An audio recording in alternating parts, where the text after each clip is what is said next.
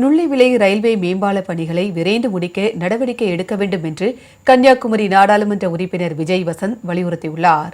கன்னியாகுமரி மாவட்டம் நாகர்கோவிலில் மாவட்ட ஆட்சியர் பிரதாப் தலைமையில் ஆலோசனைக் கூட்டம் நடைபெற்றது.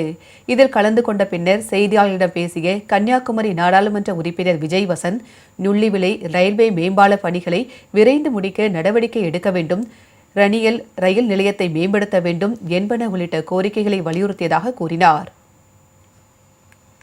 மாவட்டத்தில் உள்ள அனைத்து ரயில்வே பணிகளிலும் என்ன நடந்து கொண்டிருக்கிறது, வேகப்படுத்துவதற்கு என்னென்ன புதிதாக என்னென்ன பண்ண வேண்டும் எல்லாமே டிஸ்கஸ் பண்ணியிருக்கோம்.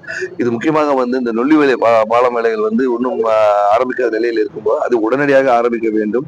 அதுபோல அதுக்கு இப்போதைக்கு தற்காலிகமாக கொடுத்திருக்க இணைப்பு சாலையை சரி செய்ய வேண்டும் என்ற ஒரு கோரிக்கை வைத்திருக்கோம். அது மட்டும் இளநியல் ஸ்டேஷனை சீரமைப்பு பணிகளை வேகப்படுத்தவும், அது மட்டுமல்ல நம்மளுடைய நாகர்கோயில் நம்மளுடைய டவுன் ஸ்டேஷன் மாற்று வழி ஹைவே மூலியமா கனெக்ட் பண்றதுக்கான ஒரு வழியும் பரிந்துரை செய்திருக்கிறோம். அதெல்லாம் ரயில்வே எக்ஸாமின் பண்ணி சொல்றேன்னு சொல்லியிருக்கிறாங்க.